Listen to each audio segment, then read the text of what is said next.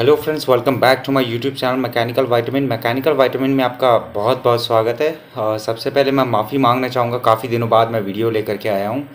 Thumbnail से आप लोग देख करके समझ चुके होंगे कि आज मैं थोड़ा बात करूँगा गेट 2024 के प्रिपरेशन के बारे में। जो थोड़ी बहुत जो इम्पॉर्टेंट टिप्स जो मैं दूँगा वो बहुत ही ज़्यादा बेनिफिशियल रहेगी। It is tried and tested. मेरे काफ़ी सारे दोस्तों ने भी इसको फॉलो किया है। सो ये सारे जो कुछ भी टिप्स मैं बताऊँगा, प्लीज़ मेक श्योर करिए कि आप इसको याद रखिए। अगर कुछ ना सही तो आप एक पेन और पेपर रख कर के ये वीडियो देखिए, ताकि आपको जो कुछ भी इम्पोर्टेंट लगे वो आप प्लीज़ नोट डाउन करते हुए चलिए। वीडियो को आगे बढ़ाने के पहले मैं वापस से आपसे लोगों से रिक्वेस्ट करूँगा कि like this particular video. If you are new to this channel, आप सब्सक्राइब करिए इस चैनल को, अपने दोस्तों के साथ शेयर करिए और अपने कलीग्स के साथ या अपने फ्रेंड सर्कल में इसको शेयर करिए। ठीक है, चलिए। तो गेट 2024 के बारे में अगर हम लोग आज बात करेंगे तो GATE 2024 will be going to be a little bit difficult when we will compare it with the previous GATE papers. मतलब 2024 का जो पेपर रहेगा वो थोड़ा बहुत डिफ़िकल्ट रहेगा एज़ कंपेरिजन टू गेट 2023 के, 2022, 2021 एंड सो ऑन। रीज़न क्या है उसका? रीज़न ये है कि आईआईएससी बैंगलोर प्रिपेयर करेगी। अगर आईआईएससी बैंगलोर प्रिपेयर करिए तो उसका जो स्टैंडर्ड रहेगा वो थोड़ा ज़्यादा रहेगा as comparison to normal IITs के जो गेट पेपर जो लोग प्रिपेयर करते हैं उसके कंपैरिजन में थोड़ा सा ज़्यादा टफ होगा। ठीक है, तो मतलब आप लोगों की प्रिपरेशन भी उस लेवल की होनी चाहिए ताकि आप उस लेवल को टक्कर दे पाएँ। और आईआईएससी बैंगलोर ने last time I think so 2016 के अराउंड में पेपर उन्होंने सेट किया था, और that was it was a little bit tough and tricky also. ठीक है, ऐसा कुछ नहीं कि उन लोग रिसर्च वाला देंगे आप लोगों को कि आपको बहुत ज़्यादा रिसर्च वाला सोचना पड़ेगा। ये जो कुछ भी बता रहे हैं वो बेवकूफ़ बना रहे हैं, ऐसा कुछ नहीं। It will be related with your mechanical engineering. कोई नहीं कहता कि भैया मैकेनिकल इंजीनियरिंग में आप लोगों को रिसर्च के लेवल का पूछा जाएगा, नहीं। क्वेश्चन लेंदी हो सकता है, थोड़े बहुत उसमें ज़्यादा लिखा हुआ हो सकता है, बट इसका मतलब ये नहीं होगा कि बहुत ही ज़्यादा रिसर्च टाइप का पेपर आएगा। ठीक है, सो ये एक स्क्रीनशॉट है टेकन फ्रॉम गूगल इटसेल्फ कि नेक्स्ट ईयर कौन पेपर प्रिपेयर कर रहा है। So you can see IISc Bangalore और गेट 2025 में आईआईटी रुड़की प्रिपेयर करेगा। ओके, सो आगे बढ़ते हैं। आज हम लोग बात करेंगे दो टाइप के स्टूडेंट्स की। पहले टाइप के स्टूडेंट्स वो हैं जिन्होंने कोई ना कोई कोचिंग ज्वाइन कर रखा है, कोई ना कोई ऑनलाइन प्लेटफॉर्म ज्वाइन कर रखा है। जब से फिजिक्स वाला ने गेट वाला निकाला है तब से जो फीस होती है और कोचिंग्स की वो काफ़ी ज़्यादा रिड्यूस हो चुकी है। If you want you can join. मैं किसी की बड़ाई बुराई नहीं करूँगा, neither it is a promotion video. ठीक है, सो अगर आप चाहते हैं आपको एक एक्स्ट्रा एज मिल सकती है, अगर आप लोगों को लगता है तो बिल्कुल आप ज्वाइन करिए। आप अन अकेडमी ज्वाइन कर सकते हैं, आप फिजिक्स वाला ज्वाइन कर सकते हैं, और आपकी सहूलियत के हिसाब से आप कोई और कोचिंग इंस्टीट्यूट भी ज्वाइन कर सकते हैं। मैं किसी को बढ़िया या बुरा नहीं बोलूँगा। ठीक है, that is up to you. वो डिसीजन आपका खुद का पर्सनल होना चाहिए, ना कि मेरे द्वारा बताया हुआ होना चाहिए। ठीक है, और दूसरे टाइप के स्टूडेंट्स वो होते हैं जो लोग सेल्फ स्टडी करके प्रिपरेशन करना चाहते हैं और साथ में अगले साल अटेम्प्ट दे करके गेट को फ्लाइंग कलर्स के साथ अचीव करना चाहते हैं। तो अगर मैं उन लोगों की बात करूँगा तो देखिए, घबराने की बात नहीं है। ऐसा नहीं कि जो लोग सेल्फ स्टडी कर रहे हैं या सेल्फ प्रिपेयर कर रहे हैं उन लोग के पास बहुत ज़्यादा डिसएडवांटेज है। डिसएडवांटेज आजकल के टाइम में किसी के पास भी नहीं है। इतनी बातें मैं आप लोगों को क्लियर कर देता हूँ। अगर आप लोगों के पास पैसे की कमी है या आप लोग कोई इंस्टीट्यूट नहीं ज्वाइन करना चाहते कोई और रीजंस की वजह से, तब भी आपका गेट बहुत आसानी के साथ निकल सकता है। You just need to follow these tips. अगर आप इसको याद रखेंगे, इसको फॉलो करेंगे, तो आप अच्छा खासा गेट में स्कोर कर पाएंगे। ठीक है, तो सबसे पहले एक वार्निंग मैं देना चाहूँगा उन स्टूडेंट्स को जिन्होंने कोई ना कोई कोचिंग इंस्टीट्यूट ज्वाइन कर रखा है, कि पूरी तरीके से किसी भी कोचिंग इंस्टीट्यूट पर डिपेंड मत करिए। Do not totally depend on coaching institute, क्योंकि क्या होता है 4 साल का जो सिलेबस रहता है उन लोग को 1 साल में कवर करना रहता है। अब अगर 1 साल में उनको कवर करना रहता है तो जो उनके वीडियो लेक्चर की जो टाइम ड्यूरेशन होता है वो बहुत ज़्यादा होता है, और साथ में एक छोटे छोटे टॉपिक पर भी उन लोग 2-2.5 घंटा 3 घंटा वेस्ट करते हैं। मैंने खुद देखा है, और बल्कि उसमें से गेट में से कोई क्वेश्चन नहीं आता है। ठीक है। वैसे वैसे टॉपिक्स पर उन लोग 2-3 घंटे वेस्ट करते हैं स्टूडेंट्स का, जो कि सही नहीं है किसी भी एंगल से। अगर आपके पास हल्का फुल्का भी नॉलेज है सो मैं यही कहूँगा कि आप उस पोर्शन को स्किप करिए, या 2x की स्पीड में या 1.75x की स्पीड में आप उस वीडियो को देख करके कंप्लीट करिए। एक बात याद रखने वाली ये है कि टाइम गिवन पर subject should be equal to the weightage of that subject in GATE. मतलब टाइम जितना भी आप दे रहे हैं किसी भी एक सब्जेक्ट को वो बराबर होना चाहिए किसके, वेटेज के। जैसे कि वेटेज के बारे में अगर बात करूंगा तो आप वेटेज वगैरह के मेरे प्रीवियस वीडियोस भी पढ़े हुए हैं। गेट 2023 का जब मैं स्ट्रैटेजी बता रहा था कि क्या करना है कैसे करना है, उसमें भी आप वेटेज देख सकते हैं। लेकिन क्या होता है कि जैसे कि कंसिडर एन एग्जाम्पल कि प्रोडक्शन की अगर मैं बात करूंगा तो प्रोडक्शन में थोड़े बहुत ज़्यादा सब्जेक्ट्स आते हैं और स्ट्रेंथ ऑफ मटेरियल का एक सब्जेक्ट ही है और उसमें से करीब 8 से 10 नंबर के क्वेश्चन आते हैं। सो आगे इसके बारे में बात करेंगे, ठीक है। आगे इसके बारे में थोड़ा डिटेल में बात करेंगे। सो सबसे बड़ा जो गाइडिंग स्टार रहेगा आप लोगों के लिए वो ये रहेगा कि प्रीवियस ईयर क्वेश्चन। आप प्रीवियस ईयर क्वेश्चंस की कोई भी एक बुक ले लीजिए, कोई भी, चाहे मेडिजी पब्लिकेशन लीजिए, चाहे एस लीजिए, चाहे आईएएस मास्टर लीजिए, कोई सी भी एक पब्लिकेशन आप ले लीजिए डिपेंडिंग अपॉन योर कंफर्टेबिलिटी। आप अपने कंफर्ट के हिसाब से कोई भी बुक एक परचेज करिए, बुक ज़रूर परचेज करिए। कोचिंग इंस्टीट्यूट नहीं देते हैं सब बुक्स, वो बस बीच बीच में बताते रहते हैं, बाकी उन लोग का अलग गाइडिंग तरीका रहता है गाइडेंस का।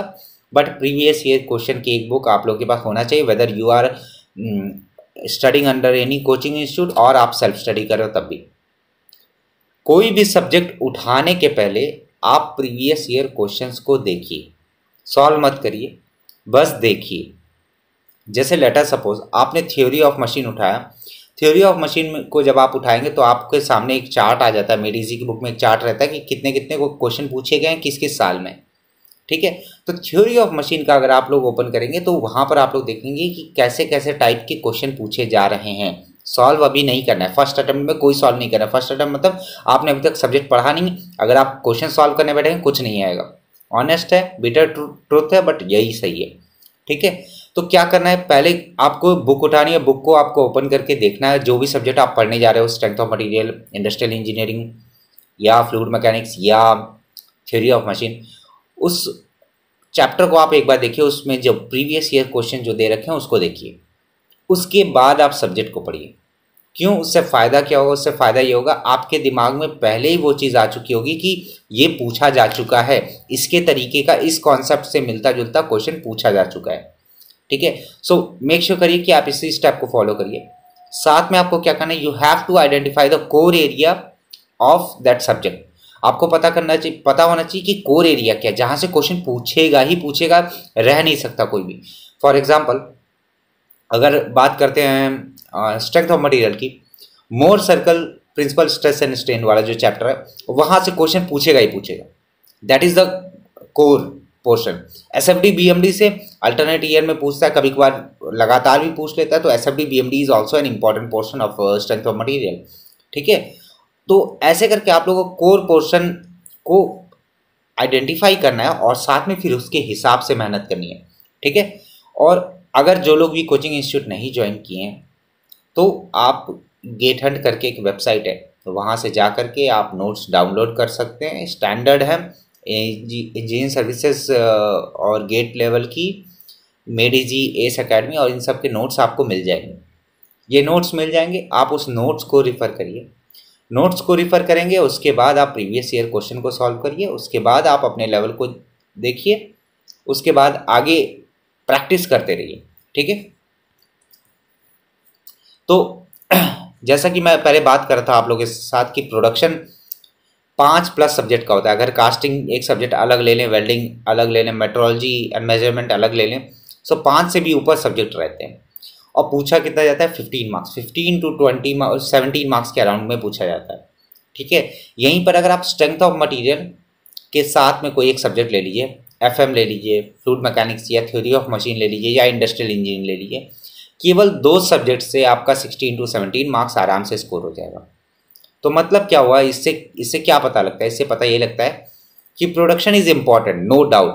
प्रोडक्शन बहुत इंपॉर्टेंट है, नो डाउट, लेकिन उस पर बहुत ज़्यादा अगर आप टाइम दे रहे हैं, 4-5 महीने दे रहे हैं या 3 महीने दे रहे हैं, सो यहाँ पर आप फॉल्ट में आ जाएंगे, क्योंकि आपके पास लिमिटेड टाइम है। हार्डली मैं कहूँगा आपके पास 10 महीने। अब 10 महीने में अगर आप 2 महीने केवल स्ट्रेंथ ऑफ मटेरियल केवल प्रोडक्शन को दे देंगे, तो एक एक महीने आपके पास बचेंगे क्या, बाकी सब्जेक्ट्स कंप्लीट करने के लिए। और बाकी सब्जेक्ट कंप्लीट अगर करेंगे तो 10 महीने में केवल आपके सब्जेक्ट कंप्लीट हो पाएंगे, ना ही आपका प्रैक्टिस हो पाएगा, ना ही आपका ढंग का रिवीजन हो पाएगा।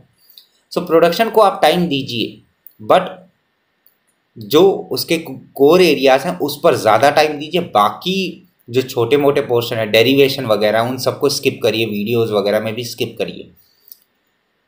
Derivation is not important, derivation is important only in the few portion. जैसे मोर सर्कल में इंपॉर्टेंट है डेरिवेशन वगैरह, फॉर्मूलाज याद रखने में आसानी हो जाती है। एसएफडी बीएमडी में डेरिवेशन तो नहीं है, बट डायग्राम्स आर इम्पॉर्टेंट, वो करना पड़ेगा, आप लोगों को खुद समझना पड़ेगा। कितना टाइम आप किसको दे रहे हो, किस सब्जेक्ट को दे रहे हो, that depends on totally upon you. मैं नहीं बता सकता कि आपको कितना टाइम किस में देना चाहिए, बट जो भी आप टाइम दें, that time should be equal to the weightage, कि it should be a function of weightage. कि अगर 15 मार्क्स का आ रहा है तो ठीक है, मैं उसको 30 डेज में कंप्लीट कर लूँगा, या 45 डेज में मैं उसको कंप्लीट कर लूँगा, या मैक्सिमम 50 डेज में कंप्लीट कर लूँगा, depending upon your learning capacity. आपको ये चीज़ जज करनी पड़ेगी और अपने फॉर्मूला पर स्टिक रहना पड़ेगा, ठीक है। सो एक और चीज़ जो बहुत सारे एस्पिरेंट करते हैं, वो ये सोचते हैं मैथ्स तो हो ही जाएगा, एप्टीट्यूड में पूछता ही क्या है, कुछ खास तो पूछता नहीं है, डिस्टेंस पूछता है, ट्रेन्स वगैरह पूछता है, तो हम बहुत आसानी के साथ कर लेंगे। That is a misconception. आप मैथ्स और एप्टीट्यूड को अवॉइड नहीं कर सकते। It is a blunder, it is a sin for all the aspirant who are preparing for GATE. आप मैथ्स और एप्टीट्यूड को आप इग्नोर नहीं कर सकते, ये बहुत ही ज़्यादा इम्पॉर्टेंट है। मैथ्स और एप्टी 30 मार्क्स के अराउंड के आते हैं और ये क्लोज टू कट ऑफ होता है। तो मतलब क्या होता है कि you have to give 1 to 2 hours daily for maths and aptitude. 1 hour आप मैथ्स को दीजिए, 1 आवर आप एप्टीट्यूड को दीजिए। आराम से करिए, कोई जल्दी नहीं है, आराम से करिए, लेकिन टाइम देते रहिए। मैथ्स और एप्टीट्यूड को सेपरेटली। क्यों? उससे फ़ायदा क्या होगा? देखिए 30 मार्क्स है, 2 सब्जेक्ट है, एक एप्टीट्यूड है, एक मैथ्स। मैथ्स में इंपॉर्टेंट क्या है? मैथ्स में इंपॉर्टेंट है आपका लीनियर अलजेब्रा इंपॉर्टेंट है, उसके बाद डिफरेंशियल इक्वेशन इंपॉर्टेंट है, न्यूमेरिकल मेथड्स इंपॉर्टेंट है। ऐसे करके different chapters are very very important. Aptitude में क्वेश्चन पूछे जाते हैं, नो डाउट आसान पूछे जाते हैं, बट फिर भी आपके पास एक लेवल होना चाहिए उसको, उस सारे क्वेश्चंस को फेस करने के लिए। अगर आपका 30 मार्क्स यहीं पर, अगर अगर आप 30 ना सही, आप 26 के अराउंड भी अगर अचीव कर लेते हैं आउट ऑफ दीज 30 मार्क्स, सो आप बहुत ज़्यादा कट ऑफ के क्लोज पहुंच जाएंगे। अगर आप कट ऑफ के क्लोज पहुंच जाएंगे सो आपका आधे से ज़्यादा काम वहीं पर ख़त्म हो जाता है। बाकी आपकी मेहनत रहेगी, बाकी मेन कोर सब्जेक्ट की, जो कि आप लोगों के मार्क्स और रैंक दोनों को इम्प्रूव करेगी। Okay, so biggest problem is that time management. Time management कैसे करना है? टाइम मैनेजमेंट के लिए कोई ट्रिक नहीं है, ठीक है, कोई भी ट्रिक नहीं है, बस ये है you have to steal time. Time किसी के पास नहीं होता है, टाइम आपके पास नहीं है, टाइम मेरे पास नहीं है, टाइम किसी और के पास नहीं है, लेकिन आपको टाइम निकालना पड़ेगा। निकालेंगे कैसे? निकालना ये है कि अगर आप कॉलेज गोइंग स्टूडेंट हैं, अगर आप लोग के पास कोई एक खाली लेक्चर मिलता है या लंच के बाद आप लोग के पास खाली टाइम बचता है, सो गो टू एनी क्लासरूम, जो क्लासरूम एक्सटर्नल डिस्टर्बेंस के लिए सॉरी, आप किसी भी क्लासरूम में जाइए जो क्लासरूम खाली है, वहाँ पर बैठ करके पढ़िए। नहीं हो तो लाइब्रेरी में जा करके पढ़िए, लेकिन आप समय निकालिए खुद के लिए ताकि आप प्रिपरेशन कर पाएँ। अगर आप टाइम नहीं निकालेंगे तो कभी आपको टाइम मिलेगा नहीं, तो टाइम आपको निकालना पड़ेगा। और साथ में जो लोग कहते हैं सर एक टाइम टेबल बता दीजिए मुझे, मैं ये फॉलो करूँगा। देखिए, टाइम टेबल अपनी सहूलियत के हिसाब से बनाइए। आप कब उठते हैं, कब सोते हैं, कितना घंटा आप इफेक्टिव दे पाते हैं, कितना घंटा नहीं दे पाते, कितना घंटा फ़ोन पर रहते हैं, that is up to you itself. किसी और के टाइम टेबल को फॉलो करने जाएंगे तो डीमोटिवेट हो जाएंगे और आपका जो सारा एनर्जी रहेगा गेट को फोड़ने का, वो ख़त्म हो जाएगा। सो मेक श्योर करिए कि आप अपने लिए टाइम निकालिए ताकि आप प्रिपरेशन पर ज़्यादा फोकस कर पाएँ। साथ ही में अपना टाइम टेबल, अपना टाइम खुद डिसाइड करें कि किस सब्जेक्ट को कितना देना है, कहाँ देना है, कब देना है। ये सब चीज़ें पूरी तरीके से आप पर डिपेंड है, ठीक है। सो मेन जो बात है वो ये है कि आप कोर एरिया आइडेंटिफाई करिए, बढ़िया से पढ़ाई करिए, देखिए क्या क्या है क्या क्या नहीं है। PYQ सॉल्व करिए। PYQ जब आप सॉल्व करेंगे तो आपको कुछ कुछ क्वेश्चन नहीं आएंगे फर्स्ट अटेम्प्ट में, मतलब पढ़ने के बाद भी आप लोग अगर सॉल्व करेंगे नहीं आएगा आप लोगों को, तो टेंशन नहीं लेना, उस क्वेश्चन को मार्क करके रखना है। जब आप मार्क कर लेंगे उस क्वेश्चन को, उसका सॉल्यूशन देखना है। अगर सॉल्यूशन से भी आप लोगों को नहीं समझ में आता तो उस कॉन्सेप्ट पर जाइए, उस कॉन्सेप्ट को वापस पढ़िए और फिर वापस से सॉल्व करिए PYQ, ठीक है। और जो भी क्वेश्चन आपको नहीं समझ में आया, उसका जो कॉन्सेप्ट है, उसका जो फॉर्मूला है, उसको अपने शॉर्ट नोट्स में इंक्लूड करिए। शॉर्ट नोट्स अपने बनाते रहिए।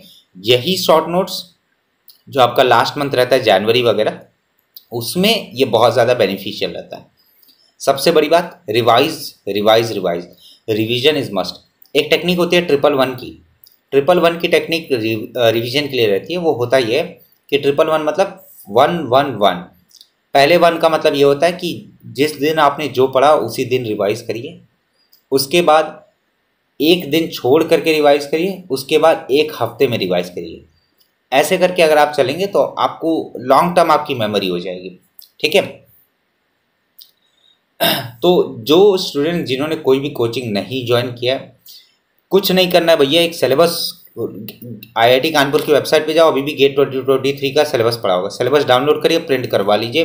प्रिंट करवा लीजिए, जहाँ भी आप पढ़ते हैं वहाँ पर चिपका दीजिए। नहीं चिपका पा रहे तो अपनी कॉपी में रख लीजिए, पढ़िए पहले उसको, उसके बाद कॉपी में रखिएगा, वरना कॉपी में ही पढ़ा पढ़ा रह जाएगा, ठीक है। उसके बाद आप क्या करिए, कोई भी एक टीचर चूज़ कर लीजिए यूट्यूब प्लेटफॉर्म से। प्रीफर करिए कि आप मैराथन देखें, ताकि आप लोगों को चीज़ें एक बार रिकॉल हो जाएं, जो भी सब्जेक्ट आप लोग प्रीवियस पढ़ चुके हैं। जैसे strength of material second year के जो थर्ड सेम है उन्होंने पढ़ लिया होगा और थर्ड ईयर वालों ने पढ़ लिया होगा, तो स्ट्रेंथ ऑफ मटेरियल के लिए आप कोई एक मैराथन प्रीफर करिए। PYQ सॉल्व करिए, प्रैक्टिस करिए। मैथ्स और एप्टीट्यूड आपको वापस से मैं वही कहूँगा कि आप बिल्कुल उसके लिए सफिशिएंट टाइम दीजिए। स्टैंडर्ड नोट्स पहले आप डाउनलोड कर लीजिए किसी भी वेबसाइट पर जाकर के। अगर आप स्टैंडर्ड नोट्स डाउनलोड कर लेंगे, पहले आप उसको पढ़िए। कोई कॉन्सेप्ट नहीं समझ में आया, यूट्यूब पर सर्च करिए, गूगल पे जाकर के सर्च करके पढ़ लीजिए, बहुत आराम के साथ पढ़िए, ठीक है। नोट्स बहुत स्टैंडर्ड वे में है, आपको कहीं और हाथ पैर मारने की ज़रूरत नहीं है। थोड़ा एक्स्ट्रा मेहनत लगता है जो लोग कोचिंग नहीं जाते, बट मैं बता रहा हूँ कि उनकी प्रिपरेशन का जो लेवल रहता है वो अच्छा हो जाता है एज़ कम्पेरिजन टू कोचिंग वाले बच्चों को। क्यों? क्योंकि रीज़न ये रहता है कि वो किसी के ऊपर डिपेंड नहीं रहते, वो खुद के ऊपर डिपेंड रहते हैं। उनको पता रहता है कि उनकी प्रिपरेशन लेवल क्या है, ठीक है। तो अगर आप नहीं जा रहे कोचिंग तो कोई दिक्कत नहीं, बहुत आराम के साथ आप कर सकते हैं।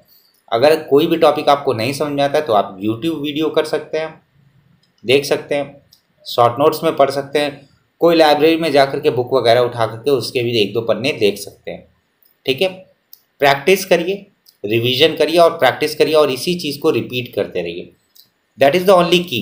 थ्योरी चाटने से, थ्योरी पढ़ने से, रटने से, डेरिवेशन रटने से नो डाउट आपकी नॉलेज बढ़िया हो जाएगी, बहुत बढ़िया, आप लोग बहुत तारीफ करेंगे। लेकिन जिस मकसद के लिए आप पढ़ाई कर रहे हो, गेट के लिए अगर आप पढ़ाई कर रहे हो, तो वो मकसद अचीव होना चाहिए। वो मकसद ऐसा नहीं कि हाँ मैंने बहुत ज़्यादा नॉलेज हो गई मेरे पास लेकिन मैं गेट ही नहीं क्वालिफाई कर पाया। That shouldn't be the case.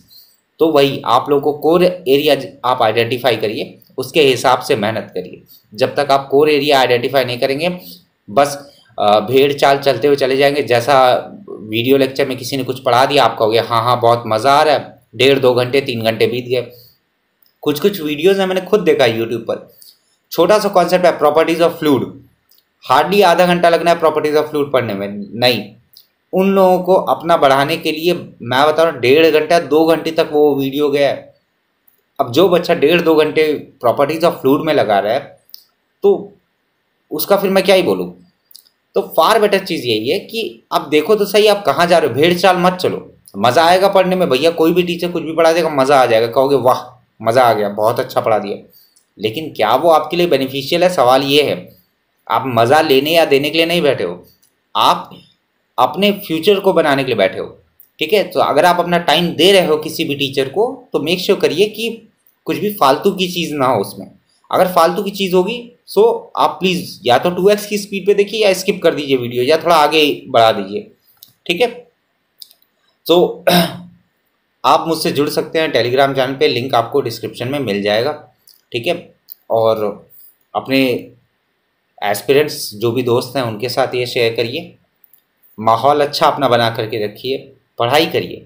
जो लोग कहते हैं कि सर आधे घंटे में मैं थक जाता हूँ, अच्छी बात है, आधे घंटे थक जाते कोई दिक्कत नहीं, आप 20 मिनट पढ़ो, 20 मिनट पढ़ो, 10-15 मिनट रेस्ट लो, उसके बाद वापस पढ़ो। That is called as Pomodoro technique. मैंने उसके बारे में बात भी किया था अपने प्रीवियस वीडियोज़ में। तो पोमोडोरो टेक्निक यूज़ करिए, फॉरेस्ट ऐप इंस्टॉल कर लीजिए, वो फोकस करने में मदद करता है। जैसे 20 मिनट का उसमें टाइमर रहता है, उतनी देर में आपको फ़ोन छूने नहीं देगा वो।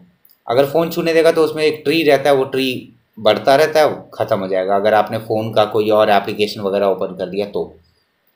सो काफ़ी सारे टिप्स एंड ट्रिक्स हैं, बट फोकस आपको क्या करना है, PYQ, revision, practice, short notes preparation. Previous year question आपके गाइडिंग लैंप हैं, गाइडिंग स्टार हैं। बिना प्रीवियस ईयर क्वेश्चन को अगर आप देखें, आप सोच रहे हैं कि कॉन्सेप्ट बहुत मेरे अच्छे हैं, मैं फोड़ करके आ जाऊंगा, तो बिल्कुल may be by any luck आप फोड़ भी सकते हैं। लेकिन अगर मैं ऑन एन एवरेज बात करूं, so it will be a very difficult task अगर आप प्रीवियस ईयर क्वेश्चन का रेफरेंस लेते ही नहीं हैं। सो अगर आप मुझसे जुड़ना चाहते हैं, वापस ये कहूँगा टेलीग्राम पर मुझे ज्वाइन कर लीजिए। कोई और डाउट है, किसी और चीज़ के बारे में वीडियो चाहते हैं, सो कमेंट करिए। मैं थर्मोडायनामिक्स की सीरीज़ स्टार्ट किया था, बट मैंने बीच में उसको छोड़ दिया। द रीज़न वॉज दैट कि in my first lecture of thermodynamics there were 9 students who completed all the tasks which I have given, like they solved the question and they get their marks also.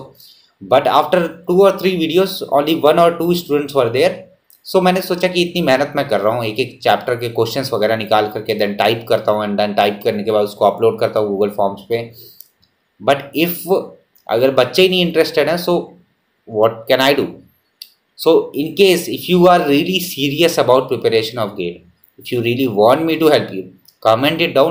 कोई भी comment करिए, कोई भी doubt हो, किसी और चीज़ के बारे में वीडियो चाहते हैं, कमेंट करिए, मैं रिप्लाई करूँगा। अगर आप मुझसे कनेक्ट होना चाहते हैं, टेलीग्राम पर जुड़िए, मैं पर्सनली या फिर मेरा ईमेल आईडी ले लीजिए mechanicalvitamin@gmail.com। उस mechanicalvitamin@gmail.com पर आइए, मेल करिए मुझे जो भी आपकी दिक्कत हो पर्सनल में, मैं आपको खुद कॉल बैक कर लूँगा। आप फ़ोन नंबर भी ड्रॉप कर दीजिएगा ईमेल आईडी में, तो मैं वहाँ से भी आप लोगों को कॉल कर दूंगा, कॉल करके मैं आपसे बात करूँगा। There are few students who are in contact with me just via this phone number itself, जिनको मैं अभी तक फेस टू फेस मिला भी नहीं हूँ, ठीक है। सो मिलते हैं नेक्स्ट वीडियो में, तब तक के लिए अपना ढेर सारा ख्याल रखिए, अपनी प्रिपरेशन स्टार्ट कर दीजिए। अगर अभी तक आपने स्टार्ट नहीं की है तो टाइम का वेट मत करिए। नेक्स्ट ईयर फाइनल अटेम्प्ट है, फर्स्ट एंड फाइनल दीजिए, जो भी दीजिए पूरी मन के साथ दीजिए, आधे अधूरे मन के साथ नहीं कि अरे अभी तो टाइम है, अभी 1 साल और देने के बाद नहीं। जो है सो यही है, 1 साल दे रहे हैं, 1 साल बढ़िया से दीजिए, टाइम प्रॉपर दीजिए। कोई टीचर अगर क्लास में बढ़िया नहीं पढ़ा रहा है, ब्रूटल कहूँगा, क्लास छोड़ दीजिए, लेकिन जा करके पढ़िए उस टाइम में।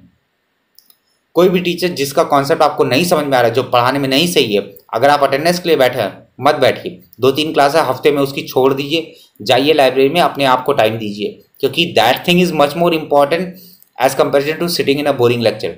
अगर आपको लेक्चर बोरिंग लगता है, आप छोड़िए उस लेक्चर को, निकल जाइए, आप अपनी पढ़ाई करिए, ठीक है। तो मिलते हैं नेक्स्ट वीडियो में। प्लीज़ मेक श्योर करिए कि आप इस वीडियो को लाइक कर दिए, अपने दोस्तों के साथ शेयर करिए। तब तक के लिए थैंक यू सो मच, जय हिंद, जय भारत। मिलते हैं नेक्स्ट वीडियो में।